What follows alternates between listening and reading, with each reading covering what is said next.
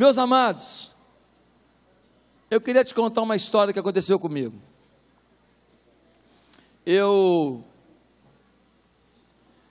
Uma vez ajudei uma pessoa, ajudei muito.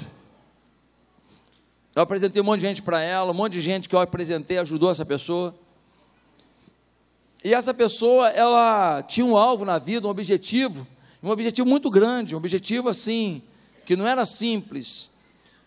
E porque eu ajudei, porque pessoas ajudaram, porque a igreja ajudou, essa pessoa atingiu, conquistou o seu objetivo. Só que depois de um tempo, essa pessoa, ela não foi legal comigo, não foi legal com a igreja, não foi legal com a visão de Deus para a nossa igreja.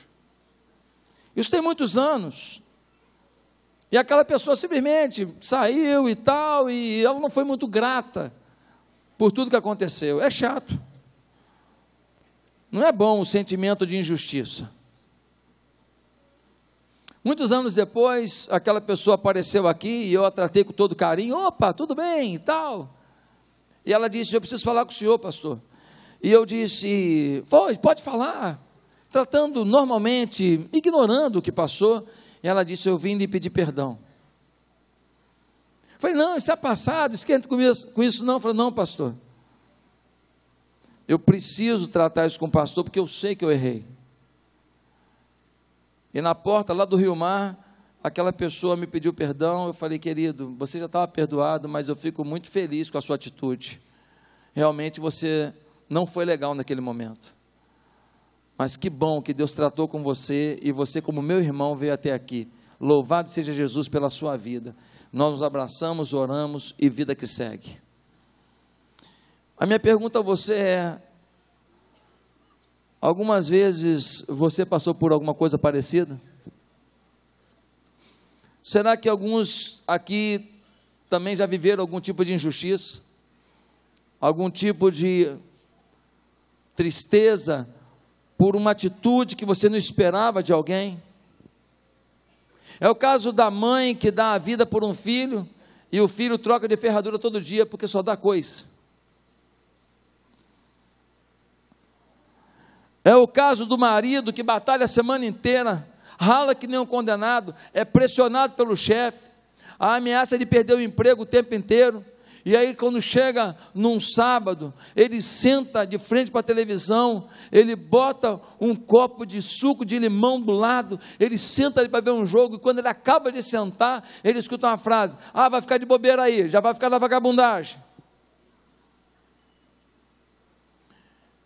E ele se sente desrespeitado, porque a semana foi muito difícil, ele só queria assistir um joguinho dele tranquilo na televisão.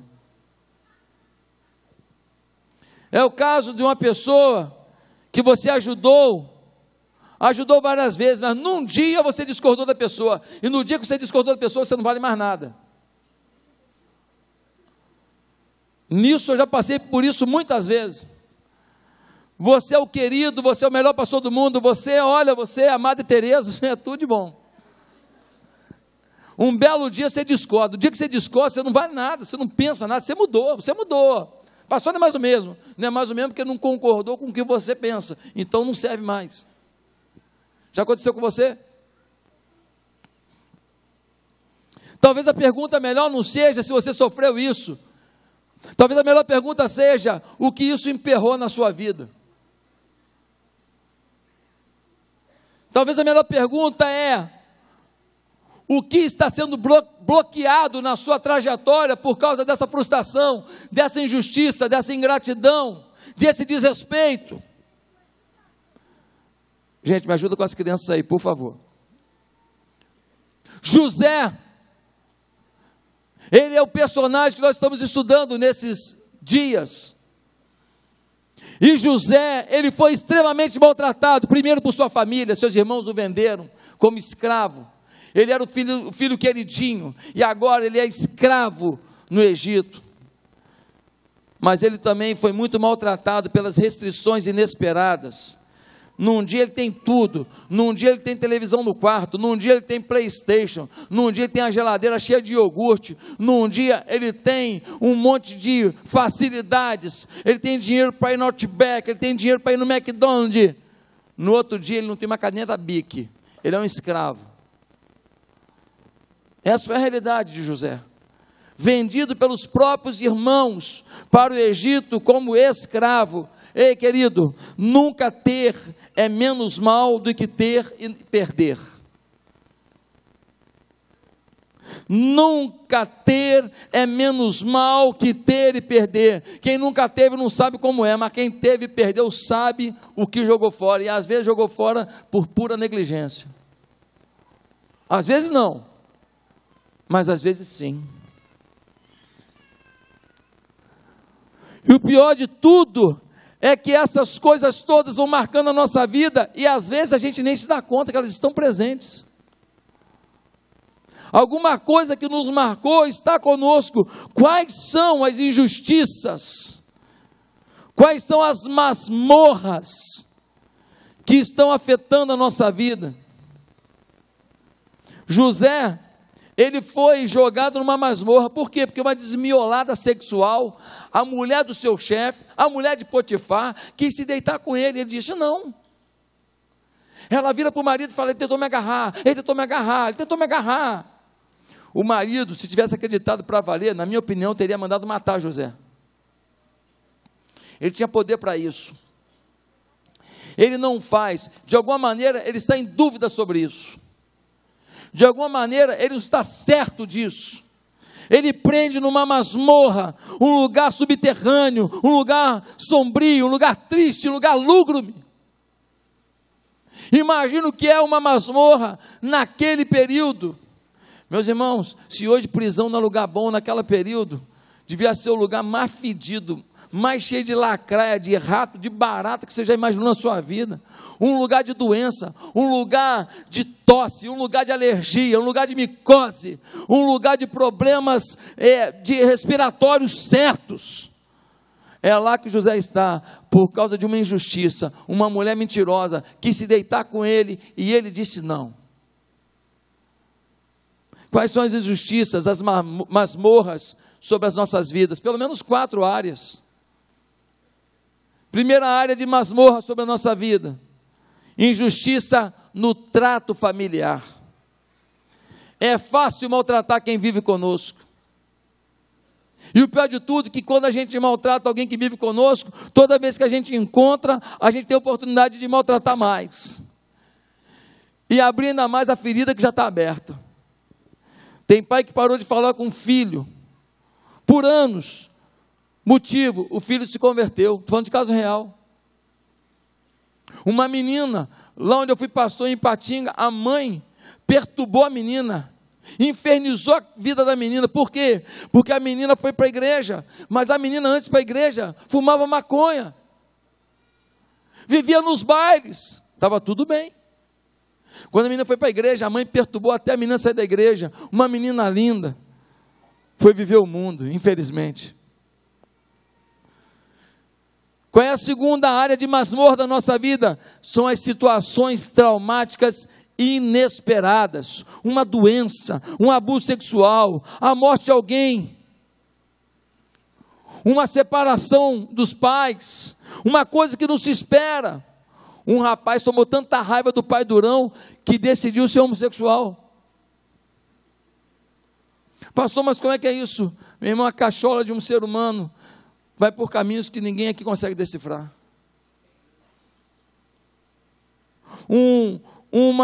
Uma mulher abandonou a igreja, nós fomos atrás dela, motivo dela: meu marido me abandonou. Mas o que a igreja tem a ver com isso? Não, se Deus permitir que meu marido fosse embora, eu não quero Deus. Estou saindo da igreja. Mas a igreja não tem culpa, a igreja não concorda com isso, a igreja não queria que ele saísse de casa. Não, mas eu não quero ficar na igreja, porque meu marido me abandonou. Uma outra área de masmorra na nossa vida são as acusações maldosas. Não é nem um pouco difícil alguém falar algo injusto sobre você. As pessoas são más certas vezes. É muito fácil colocar um rótulo em alguém. O cara está ganhando dinheiro, está avançando na vida, deve estar roubando. É lava-jato, é jato-lava. Poxa, aquela família ali parece feliz, fachada. A cara dela, depressão pura. Ah, o filho daquele ali, tal. Ah, pois é, o pai não dá atenção. Ah, mas a mulher dele está em depressão. Pois é, deve sofrer na mão desse homem. É muito fácil botar estereótipo nos outros. Já imaginou se colocassem na sua vida? O que falariam de você? Já olhou para dentro da sua casa? Já olhou para os seus pais? Tudo está beleza? Seu telhado é de aço? Quantas vezes a injustiça não é nem o que falam de você, é o que julgam sobre o que está dentro de você. Julgam suas intenções. Falou isso por causa disso, disse disso. Ah, fulano deve estar assim, assim, assado. Eles julgam os seus sentimentos e não um momento em que você agiu assim pensando que era o melhor. Querido, tem gente tão maldoso que se morder a língua morre envenenado. A menina que está um tempão sem namorada, parece que um namorado bonito. Para quê? A melhor amiga dela, ela começa a arrumar defeito. Tem cara de bandido, não tem? Esse cara é bandido. Esse cara não me engana. É golpe do baú, mas calma aí, mas ela é pobrezinha, mas ele acha que ela tem. Julgamento. Mas tem uma outra área que leva a gente para a masmorra, é um outro tipo de injustiça, é o abandono sem fundamento. Abandono é uma coisa que dói, mas dói demais. Abandono de um pai, de uma mãe, abandono de um esposo, abandono de uma esposa. Quem aqui sofreu algum tipo de abandono sabe do que eu estou falando. É o caso da mulher que ajudou o miserável, pobre que ele era, os dois pobres, moravam num lugar pobre, não tinham nada, eles dividiam o pão do cachorro-quente, que a salsicha não dá para comprar.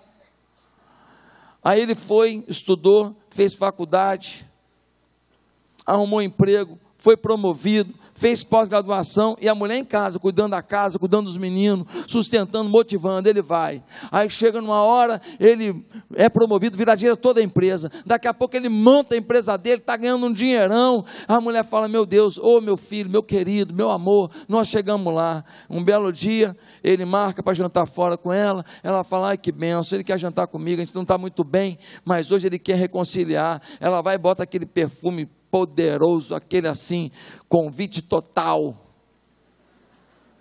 Ela bota uma roupa legal, ela bota aquela joia que ele deu, ela vai para o jantar, quando chegar no jantar, ele vai e fala, o que você quer comer? Ela vai e fala, e tal, aí enquanto a comida está vindo, ele fala assim, olha fulano, nós temos que ser maduros na vida.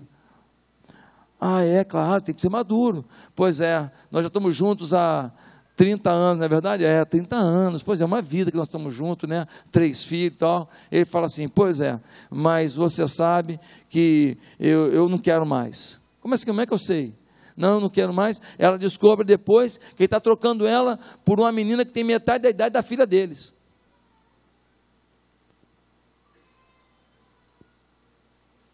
Abandono, injustiça, tristeza. Eu não sei se teve algum abuso na sua vida. Eu não sei se tem alguma dor na sua vida. Eu não sei se tem alguma coisa maltratada na sua vida. Eu não sei se tem alguma coisa que te angustia na sua vida. Eu não sei se tem alguma coisa que te remete a sentimentos e pensamentos doloridos demais. Mas ei, eu queria te falar uma coisa. A vida de José nos ensina a vencer isso. E se você não vencer isso, você não está confiando em Deus. Porque Deus te dá força para vencer isso hoje.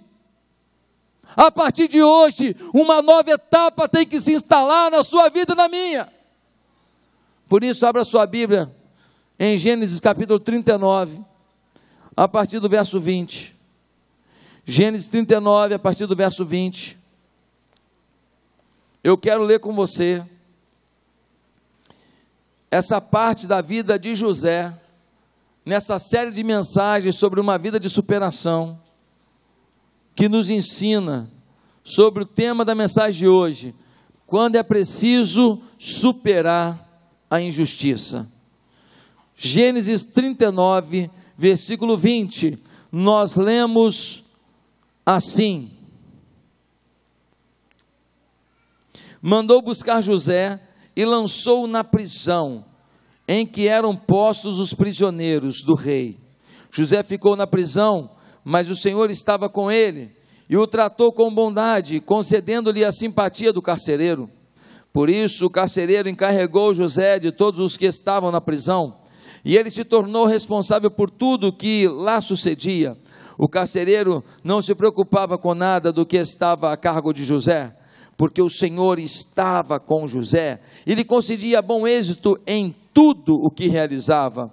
Algum tempo depois, o copeiro e o padeiro do rei do Egito fizeram uma ofensa ao seu senhor, o rei do Egito. Faraó irou-se com os dois oficiais, o chefe dos copeiros e o chefe dos padeiros, e mandou prendê-los na casa do capitão da guarda.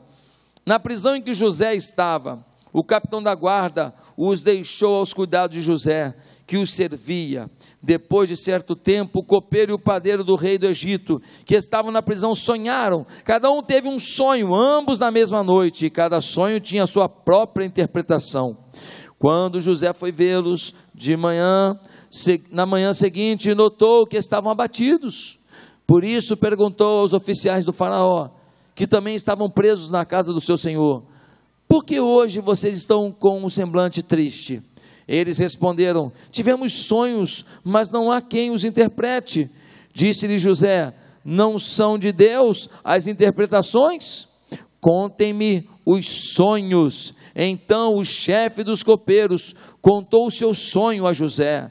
Em meu sonho vi adiante de mim uma videira com 3 ramos, ela brotou, floresceu e deu uvas que amadureciam em cachos. A taça do faraó estava na minha mão. Peguei as uvas e as espremi na taça do faraó e a entreguei em sua mão. Disse-lhe José: essa é a interpretação, os 3 ramos são 3 dias. Dentro de 3 dias o faraó vai exaltá-lo e restaurá-lo à sua posição, e você servirá a taça na mão dele, como costumava fazer quando era seu copeiro. Quando tudo estiver indo bem com você, lembre-se de mim e seja bondoso comigo. Fale de mim ao faraó e tire-me dessa prisão, pois fui trazido à força da terra dos hebreus, e também aqui nada fiz para ser jogado nesse calabouço. Ouvindo o chefe dos padeiros essa interpretação favorável, disse a José: eu também tive um sonho. Sobre a minha cabeça havia 3 cestas de pão branco. Na cesta de cima havia todo tipo de pães e doces que o faraó aprecia. Mas as aves vinham comer da cesta que eu trazia na cabeça. E disse José: essa é a interpretação. As 3 cestas são 3 dias. Dentro de 3 dias o faraó vai decapitá-lo e pendurá-lo numa árvore, e as aves comerão a sua carne. 3 dias depois, era o aniversário do faraó, e ele ofereceu um banquete a todos os seus conselheiros. Na presença deles, reapresentou o chefe dos copeiros e o chefe dos padeiros, restaurou a posição o chefe dos copeiros, de modo que ele voltou a ser aquele que servia a taça do faraó. Mas ao chefe dos padeiros mandou enforcar, como José lhes dissera em sua interpretação. O chefe dos copeiros, porém, não se lembrou de José, ao contrário, esqueceu-se dele. Queridos, José está numa prisão. Lá ele começa a chefiar a prisão. 2 homens chegam à prisão. O copeiro é quem prova a comida do rei antes de entregar para o rei. Se tiver que morrer envenenado, morra ele primeiro. E o padeiro do rei é quem prepara comidas, os pães do rei. Os 2 fizeram alguma coisa que o faraó não gostou, mandou os 2 para a prisão onde José estava. Os 2 têm um sonho é com os cachos lá, e o outro sonha com pães. São 3 cachos, são 3 pães. José interpreta os sonhos e diz: olha, essa parte que você está falando aí para mim, de 3 cachos, são 3 dias. Daqui a 3 dias você vai estar de novo do lado de faraó, dando vinho na mão dele. O padeiro fica animado demais, falando: nossa, é mesmo? E eu sonhei com 3 pães, só que tinha umas aves que vinham e comiam os pães. Pois é, essas 3 cestas de pães aí, esses 3 pães aí, deixa eu te falar uma coisa. Daqui a 3 dias você também vai estar na presença de faraó. mas não vai permanecer. Ele vai mandar te enforcar e as aves do céu vão comer a sua carne. Quando o profeta é de Deus, ele não fala só coisa boa, não. Agora tem uns caras por aí que só fala coisa que o povo quer ouvir. Não é profeta de Deus, é mentiroso. Quando a gente é profeta de Deus, a gente é honesto, é sincero. E agora José fala isso. E ele pede, ó, lembra de mim quando você estiver lá com o faraó, o que o copeiro não lembrou. Nessa triste passagem, nesse episódio complexo de morte, inclusive, nós temos aqui algumas orientações em como lidar com as injustiças. O que fazer quando a injustiça nos atingir? Afinal, José estava numa masmorra por causa de uma injustiça. Ele nada fez, mas uma mulher lhe acusou indevidamente. O que fazer quando a injustiça nos atingir? Primeiro, não descarregue nos outros suas frustrações. No versículo 22 e 23 do capítulo 39, nós lemos algo muito legal. O carcereiro encarregou José de todos que estavam na prisão, e ele se tornou responsável por tudo que lá sucedia. O carcereiro não se preocupava com nada do que estava a cargo de José, porque o Senhor estava com José e lhe concedia bom êxito em tudo que realizava. José tratava tão bem as pessoas, José era tão cordial, José era uma pessoa tão amiga, José era uma pessoa tão diferenciada, que quando ele chegou na prisão, o carcereiro falou: esse moço é diferente. Ele não chegou na prisão ameaçando todo mundo de morte, ele chegou na prisão murmurando o dia inteiro, ele não chegou na prisão com raiva dos outros, ele não chegou na prisão e ele pensando, como é que eu posso um dia me vingar da mulher de Potifar? Não, ele chega na prisão e não descarrega nos outros o que fizeram com ele.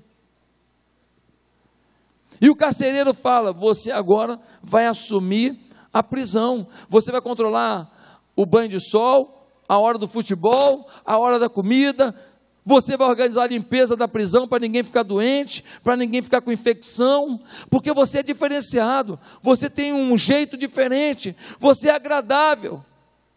Um jovem muito forte trabalhava na área de produtos médicos. Um dia, uma senhora, dirigindo mal, bateu no carro dele. Fez uma barbeiragem à mulher e bateu no carro dele. Esse jovem desce do carro. Quando ele sai do carro, ele é um armário. Ele é um Hulk. Ele é grande.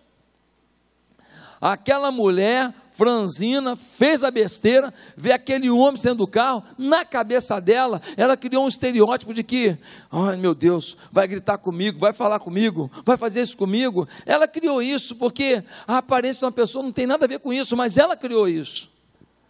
E quando ele desce do carro, com o carro dele quebrado, estragado por causa da negligência daquela senhora, ele vai até ela e fala assim: senhora, como é que a senhora está? Ela fala: olha, foi sem querer, porque eu não reparei isso. Senhora, esquece o carro, como é que a senhora está? Como é que eu posso te ajudar? A senhora está sentindo alguma coisa? Não, mas olha só, é que eu não vi, então. Senhora, relaxa, o carro a gente conserta depois. A senhora está com dor em algum lugar? A senhora quer se levantar? Quer que eu lhe ajude? E aquele homem esqueceu o seu carro, esqueceu que o seu compromisso foi adiado, esqueceu o seu prejuízo e cuidou dela. Ele só não sabia de uma coisa: aquela senhora, a família dela era dona de hospitais e clínicas. E quando acabou aquilo tudo, ele se torna um amigo daquela senhora, e ela pergunta: você trabalha com o quê? Ele fala: eu trabalho com material médico. E aquela senhora fala para os filhos dela: esse moço foi muito bom comigo, e agora aqueles hospitais e aquelas clínicas começam a comprar tudo quanto é material que ele vendia com ele. Enriqueceu o rapaz. O rapaz comprou um monte de coisa, mudou a vida dele, ele deu um up na vida. Depois eles não continuaram comprando, depois de algum tempo, tal, mas durante muito tempo comprava. Olha, a gente tem esse preço, quanto é que você faz? Ele fazia, e ele começou a vender, e ele foi muito bem sucedido, porque um dia, Ele não descarregou suas frustrações em cima de ninguém. Sabe o que acontece? Tem muita mãe injustiçada pelo marido, descontando o filho. Tem muito homem que é maltratado no trabalho, descarrega na mulher. Tem muita gente que é maltratado pela própria família, você já é adulto, e você é maltratado pelos seus irmãos, você descarrega na sua mulher, nos seus filhos, no seu marido. Ei! Por favor, não descarregue nos outros suas frustrações, não te ajuda em nada. Ninguém quer ficar perto de alguém que o tempo inteiro fica mendigando bondade, dizendo, a vida é ruim, a vida é isso, você é aquilo, criticando. Ninguém aguenta isso. Ninguém aguenta ser o tempo inteiro espetado. Você afasta os propósitos de Deus, você afasta as pessoas que podem te ajudar, quando você descarrega nos outros as suas frustrações. Segundo lugar, o que fazer quando a injustiça nos atingir? Se concentre no que há a fazer e não no que fizeram com você. Quando José chegou na prisão, ele já pegou uma vassoura, falou, pô, não arrumar desse negócio aqui, vou ter que ficar aqui mesmo, já vou limpar, tem um pano aí, já passou um pano. Já foi para a cozinha, falou, posso ajudar na cozinha? A comida está ruim demais, eu posso ajudar aí? Ele começou a ajudar, ele começou a melhorar. Pastor, o que ele poderia ter feito? Sabe o que ele poderia ter feito? Ele poderia ter se concentrado no que fizeram com ele. Ele poderia chegar numa parede e falar, mulher de Potifar. Embaixo, desenhar uma vaca. Depois uma cadela, cada dia um bichinho, depois uma serpente, cada dia um bichinho em homenagem àquela mulher. Ele poderia ficar pensando no que fizeram com ele, e não no que havia para fazer. Sabe por que muitas vezes você não sai do lugar? Porque você fica tão focado em ficar pensando no que fizeram com você, que você não se alimenta de esperança para poder empreender alguma coisa melhor. Tem gente que chega numa célula, e quando chega na célula, ele quer contar que foi injustiçado, que foi isso, que foi aquilo. Legal, isso é bom, isso é importante. Foi uma terapia, você abriu o coração. Agora, na semana seguinte, a pessoa volta. Gente, sabe o que aconteceu essa semana? Essa semana ela falou isso e isso, ele falou isso e isso. E aí, alguém te corta. Quando alguém te corta, fala, não, irmão, tá, depois a gente vai orar, mas vamos voltar aqui para a célula. Fica chateado. Poxa, não deixaram contar o meu problema. Não deixaram você ficar se alimentando daquilo que te faz mal. Você já contou o seu problema, você já pediu oração. No seu discipulador você vai contar um pouco mais, mas na célula você tem que sair dali com esperança. Se você chorar e só falar o que te faz mal, você não sai dali mais vitorioso. Tem gente que começa a se vitimizar além da conta. José aceitou novos desafios. Ele assumiu o controle da prisão. Dizem que mente vazia é oficina do diabo. O que dizer de uma mente que não está vazia, mas está cheia de lembrança de ira, revolta e dor? Se mente vazia é oficina do diabo, uma mente cheia de dor é oficina de quê? Da diabada toda. Todos eles juntos, não é possível. Querido, um cavalo caiu num buraco aí. O cavalo caiu no buraco, aí foram lá falando, não, o cavalo caiu no buraco, o cavalo não consegue sair, e o cavalo tentando pular para fora do buraco, não conseguia porque era alto, tentaram tirar o cavalo, jogaram uma corda, puxaram o cavalo, tonelada de peso, não tinha como tirar o cavalo, e o cavalo sofrendo, e cada vez que ele tentava sair se machucava, e o pessoal falou, meu Deus, esse cavalo vai morrer, todo machucado, sofrendo, angustiado. Não, vamos abreviar a dor dele, vamos enterrar ele para ele morrer sufocado logo, pelo menos não ficar sofrendo muito tempo. Pegaram umas pás e começaram a jogar terra em cima do cavalo. Cada vez que jogavam uma pá de terra no cavalo, então ele joga a terra em cima do cavalo, o cavalo, e joga a terra no cavalo, e o cavalo vai. Lá pelas tantas, o cavalo pulou para fora do buraco. a terra que era para enterrá-lo virou a base para soltá-lo. Você tem que fazer uma decisão na vida.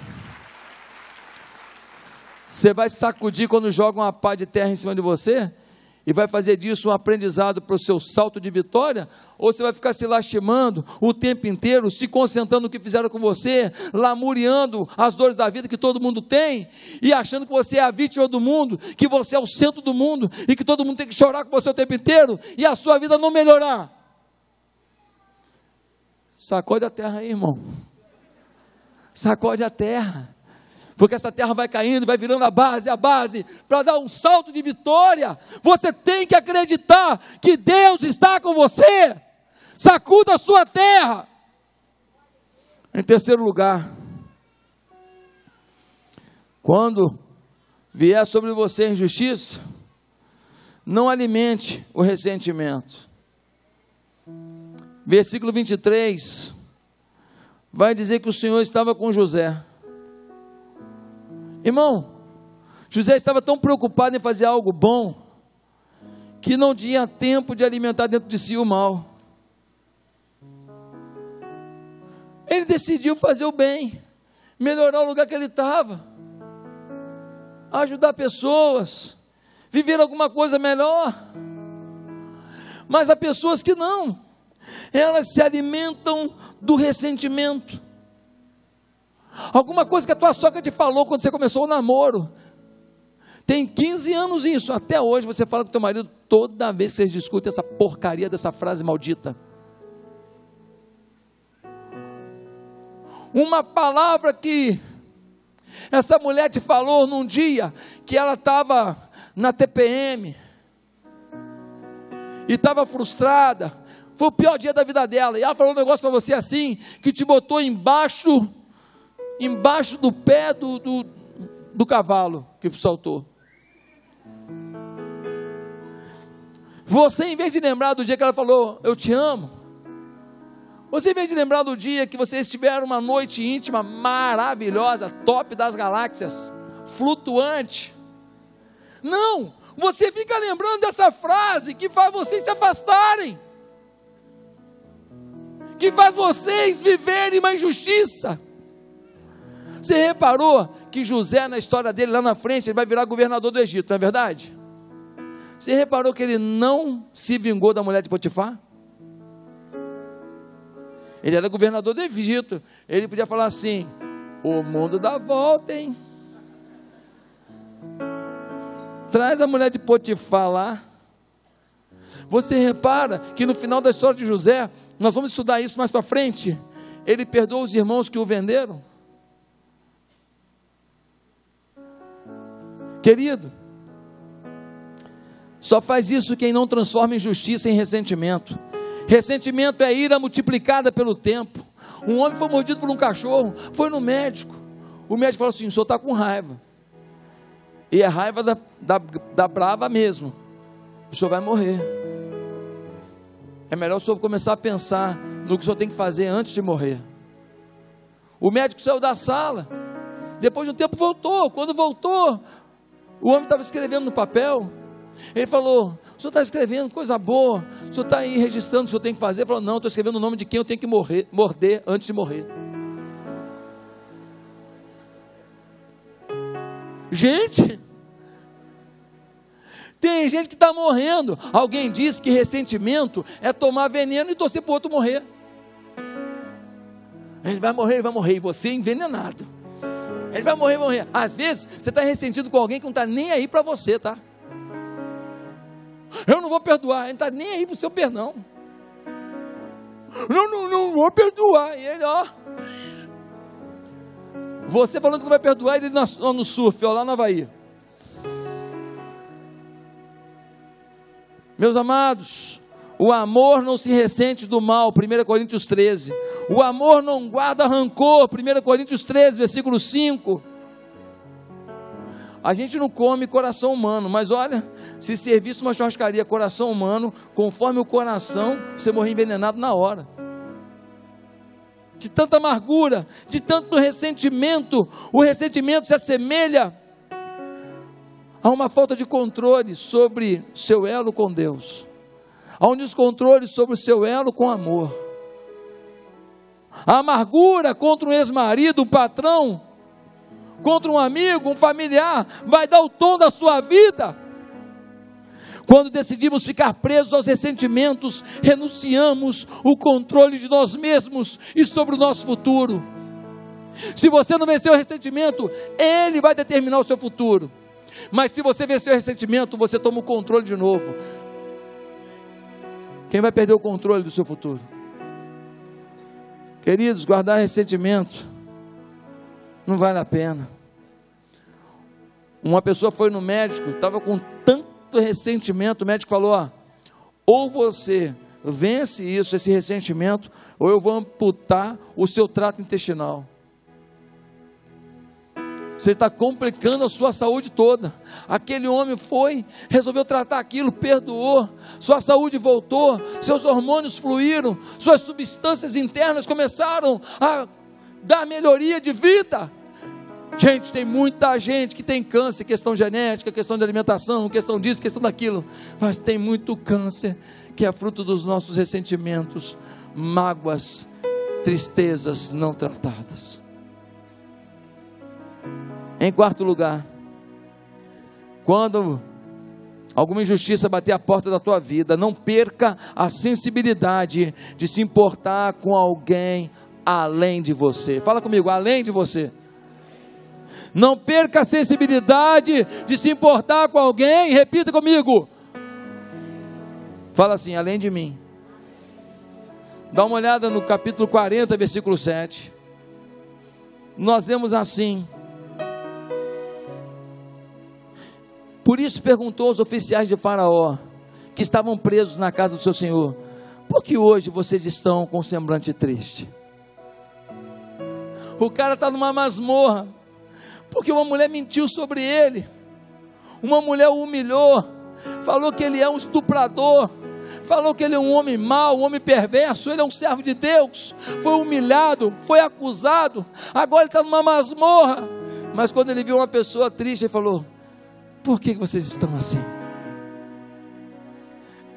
Ele descobriu, José, que o segredo para tratar o nosso ego é cuidar do outro. Ele descobriu que se ele quiser vencer as injustiças, ele tem que se importar com alguém além dele. Na situação de José, muitos diriam, cada um com seus problemas, ema, cada um com seus problemas. Eu não vou me importar com o problema dele não, porque eu já estou cheio de problema. Eles estão tristes, o problema é deles, eu tenho motivo para a beça para estar triste, e estou aqui trabalhando, mas não. Na prisão, José resolveu motivar pessoas. Tem gente injustiçada que agora adotou a síndrome do coitadinho. Ele quer todo mundo chorando com ele. Ele é o injustiçado do mundo, e aí fica que nem aquele menino, que tem um machucadinho, uma ralada aqui, e aí, quando está quase curando, o menino vem e cutuca, sim ou não? Aí sangra de novo. Aí fala, mãe, está sangrando. A mãe fala, não fica tite não. Está sangrando, mãe. Não fica tite não. Aí começa a curar de novo. Botou remedinho, está quase sarando. Quando está quase sarando, o menino vai com o dedo e tira a casquinha de novo do machucado, para sangrar de novo. Ei, está na hora de deixar curar. Pastor, mas eu errei demais. Onde você errou, você tem que confiar na cruz de Cristo. Se você confiar no julgamento dos homens e no perdão dos homens, você dançou, porque tem gente que nunca vai te perdoar. Onde você errou, existe um sangue derramado na cruz, pela sua vida. Não renegue esse amor de Jesus, não renuncie o perdão de Jesus, mas tome jeito na sua vida. Decida viver de um jeito que agrade a Deus. Pare com o refrão do ressentimento, pare com o refrão do ego. Se preocupe com alguém. Enquanto eu cuido de alguém, eu cuido das minhas feridas. Enquanto eu motivo alguém, eu me motivo. Enquanto eu apoio alguém, eu me apoio. Enquanto eu mostro o caminho da esperança para alguém, a esperança me toma. Você pode dar uma salva de palmas para Jesus? Glória a Jesus, glória a Jesus. Em quinto lugar, quando a injustiça bater a porta da sua vida, seja honesto com as pessoas. Pare de dissimular o que você sente. Não, está sentindo alguma coisa? Não, estou tudo bem. Mas você está triste, ficou chateado comigo? Não, chateado não. Você não precisa ficar chorando o tempo inteiro, se lamuriando o tempo inteiro, mas você não precisa mentir. Dá uma olhada, o que acontece no versículo 18 e 19. No versículo 18 e 19, o padeiro está crente que vai ser liberto. E disse José: essa interpretação, as 3 cestas são 3 dias, dentro de 3 dias o faraó vai decapitá-lo e pendurá-lo numa árvore, e as aves comerão a sua carne. No meio da sua injustiça, uma coisa José manteve: a honestidade. José vira para o homem e diz: você vai morrer em 3 dias, amigo. O faraó vai mandar te decapitar, melhor se arrepender logo diante de Deus. Ele foi honesto sobre o que via, sobre o que sentia, sobre o que entendia. Ei, na hora da injustiça, mantenha a sua integridade, mantenha a sua honestidade. Você não precisa de forma nenhuma fingir rindo para quem você odeia, aplaudir quem você inveja, tentar bancar o altruísta, mas com ódio por alguém. E cada boa ação que você faz, mais aumenta o ódio por esse alguém. Pare com isso. Coloque para fora onde você se sentiu injustiçado, mas fale com a pessoa certa, e não na postura de acusar, mas de procurar ajuda para curar a sua vida. Te magoou isso? Te magoou esse comportamento? Pense: me magoou. Segundo, fale com Deus: Deus, isso me dói muito. Terceiro, procure alguém que possa te ajudar a curar isso. E então você pode procurar alguém que te feriu e falar: olha, eu vim aqui tratar com você, já falei com Deus, falei comigo mesmo, procurei a ajuda de uma pessoa que eu confio, e agora chego a você, já com isso mais ou menos resolvido, mas queria te falar, isso me doeu. É muito mais sábio do que já sair por aí falando mal da pessoa, detonando a pessoa, tentando menosprezar a pessoa e achando que você vai vencer a pessoa por acusá-la. Em sexto e último lugar, quando a injustiça chegar para você, tome posse da visão de que no dia da injustiça, o Senhor nunca vai abandonar os que nele creem. O Senhor nunca vai te abandonar. Pastor, eu fui violentado, eu soube de uma moça um dia desse, ela foi violentada, e o pior de tudo, ela ficou grávida, todo mundo botando pilha, mata, aborta, mas ela ouviu pessoas de Deus que disseram: Deus tem um plano na vida dessa criança, independente da forma que ela foi gerada. O namorado da moça casou com ela, registrou o filho, eles têm uma vida linda e um filho lindo, porque Deus dá novos rumos para as nossas dores. Dá uma olhada na situação, câmeras em mim. José estava onde? Na prisão. Quem foi parar na prisão? O copeiro e o padeiro de quem? Do faraó. Ele revelou o sonho dos dois. Depois de revelar o sonho, o que ele fez? Virou para o copeiro e falou: quando você estiver com o faraó, lembre-se de mim, tá? Fala para o faraó que é injustiça eu estar aqui. Ele não perdeu a chance não. Quando Deus manda uma oportunidade, use. No meio da tua injustiça, Deus vai mandar uma oportunidade. Deus manda alguém, Deus manda uma porta, Deus manda um emprego, Deus manda uma proposta. Fique atento, porque muitas vezes Deus manda e você não vê. Deus fala e você não ouve. Deus abre e você fecha. Deus escancara e você explode aquela oportunidade. Meus amados irmãos, quando ele viu o copeiro, ele revelou, ele não ficou acanhado não, ele falou, ó, quando estiver lá com o faraó, fala para ele que tem um homem aqui que é homem correto, tá? É uma injustiça eu estar preso aqui. Fala para o faraó que eles não deveriam fazer isso comigo. Eu te pergunto, o copeiro falou? Falou nada. Chegou lá, foi trabalhando, nem lembrou de José. Até que um dia, nós vamos estudar em outros momentos, até que um dia o faraó tem um sonho, e o copeiro lembra, olha, tem um homem na cadeia, que é homem de Deus, e ele revela sonho, e José é trazido, ele revela o sonho, e se torna governador do Egito. Ei, amigo, mesmo na masmorra que a injustiça te colocou, Deus está mandando copeiros para anunciar ao Rei dos Reis que você está na injustiça, mas que você pode sair para governar. Mesmo na masmorra da vida, mesmo na masmorra financeira, mesmo na masmorra emocional, ei, tem um copeiro que vai ser teu vizinho de quarto, e um dia ele vai estar diante do Todo-Poderoso falando, olha, ajuda o cara lá. Ele vai estar diante de uma autoridade dizendo, ajuda o cara lá. Ele vai estar diante de um homem de Deus, de um empresário que pode te dar um emprego, não sei. Deus vai mandar um socorro. Deus não falha. Pastor, mas por que eu estou sofrendo tanto? Eu também não sei.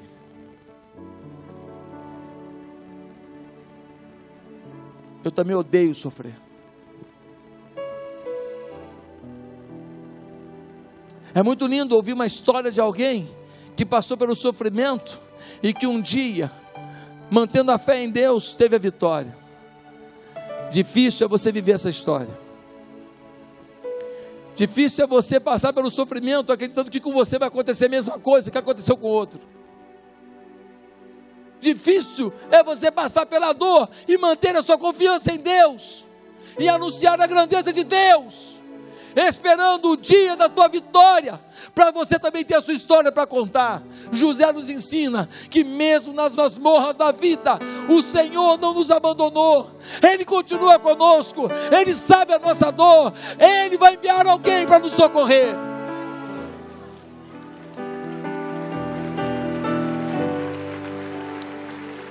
Queridos, C.S. Lewis, um grande autor das Crônicas de Nárnia e tantos outros livros, ele vai dizer, o sofrimento é o megafone de Deus. Tem coisas que a gente só aprende quando Deus grita no sofrimento. Ah, queridos, ele escreve no seu livro O Problema do Sofrimento: Deus sussurra em nossos prazeres, fala em nossa consciência, mas grita em nossos sofrimentos. O Charles Swindoll vai dizer, a desilusão é uma ladeira perigosa e escorregadia. Primeiro nos desiludimos com o nosso semelhante, em seguida passamos ao ceticismo. Em pouco tempo não confiamos em ninguém, nem mesmo em Deus. Fomos rejeitados, aproveitaram-se de nós, fomos maltratados. Nunca encontrei um indivíduo que ficasse sinceramente decepcionado com a humanidade e que também não acabasse desiludindo de Deus. As duas coisas andam juntas. O ceticismo é gerado nesse contexto. Cuidado, a sua decepção com Deus pode interferir na sua confiança. A sua decepção com alguém pode interferir na sua confiança em Deus. É isso que o Charles Swindoll está falando. E o Philip Yancey, em seu livro Deus Sabe Que Sofremos, ele conta a história de um homem chamado Christian Ranger. Ele foi entregue aos nazistas pelo organista da igreja. Um irmão em Cristo, entre aspas, o entregou. E ele foi preso e ele sofreu muito. Quando ele sai e vão conversar com ele, Philip Yancey vai dizer que nunca ele se detém no que ele sofreu. Ele passa en passant por isso, ele passa rápido por isso. A conversa com ele é um relato do que Deus fez dentro dele, no meio do seu sofrimento. Ah, meus irmãos, deposite agora sua mágoa, sua injustiça, sua insensibilidade aos pés do Senhor. Decida agora superar as suas injustiças, as suas mágoas. Faça como Jeremias disse: põe tua boca no pó, porque talvez ainda haja esperança. Curva a sua cabeça. Eu quero convidar hoje, você que me ouviu dizendo essas palavras, e hoje você entende que precisa acertar sua vida com Deus. Você que está aqui, que passou por injustiças, por tragédias, por dores, e hoje você quer começar um novo caminho com Deus. Eu queria te falar uma coisa: você só consegue com Jesus, tá? Sozinho você não dá conta não. A nossa humanidade sofre muito diante da dor. Só Jesus pode segurar a nossa onda. Por isso eu queria te convidar a nesse momento fazer uma oração, convidando Jesus para entrar na sua vida, para tratar suas injustiças, suas dores, e fazer um milagre na sua história. Você quer isso hoje? Você quer pegar suas dores, mágoas, necessidades, dificuldades, colocar tudo na mão de Jesus e falar assim: estou liberto, estou livre, agora Jesus trata esse negócio aí. Você quer isso hoje? Repete comigo essa simples oração, ninguém precisa ouvir. Aonde você está, repete comigo assim: Santo Deus, eu te louvo por esse dia. Eu queria te agradecer pelo teu Espírito Santo aqui. Essa palavra o Senhor trouxe para mim, né? Eu quero hoje cura das minhas dificuldades. Eu quero o poder de Deus na minha vida. Que toda injustiça não gere mais mal algum sobre mim. Que toda mágoa seja removida de dentro de mim, pelo poder de Jesus. E no nome dele eu oro. Amém.